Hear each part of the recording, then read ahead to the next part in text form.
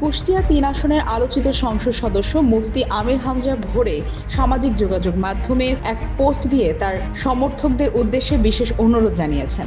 শুক্রবার ভোরে দেওয়া ওই পোস্টে তিনি দেশবাসী ও তার সকল শ্রেণীর সমর্থকদের উদ্দেশ্যে বলেন, তাকে নিয়ে যেসব জায়গায় কটু কথা বলা হয় সেখানে গিয়ে কেউ যেন খারাপের জবাবে খারাপ ভাষা ব্যবহার না করেন। পোস্টে তিনি লিখেছেন, প্রিয় দেশবাসী এবং আমার সকল শ্রেণীর সমর্থকবৃন্দ, আপনাদের প্রতি বিনীত অনুরোধ জানাই, আমাকে নিয়ে যে সমস্ত জায়গায় মিডিয়া ট্রায়াল চলে অথবা আমাকে নিয়ে কটু কথা বলা হয় সেসব জায়গায় গিয়ে আপনারা খারাপের বিপরীতে খারাপ কথা বলে দৃষ্টান্ত স্থাপন করবেন না। তিনি আরো বলেন, সমর্থকরা চাইলে সুন্দরভাবে বুঝিয়ে বলবেন অথবা নীরব থেকে এড়িয়ে যাবেন, তবে কোনো অবস্থাতেই তার পক্ষ নিয়ে কাউকে বিন্দুমাত্র কটু কথা না বলার আহ্বান জানান তিনি। মুমিনের জবান থেকে অপর মুমিন হেফাজতে থাকবে, এটি আমাদের কাম্য, উল্লেখ করেন আমির হামজা।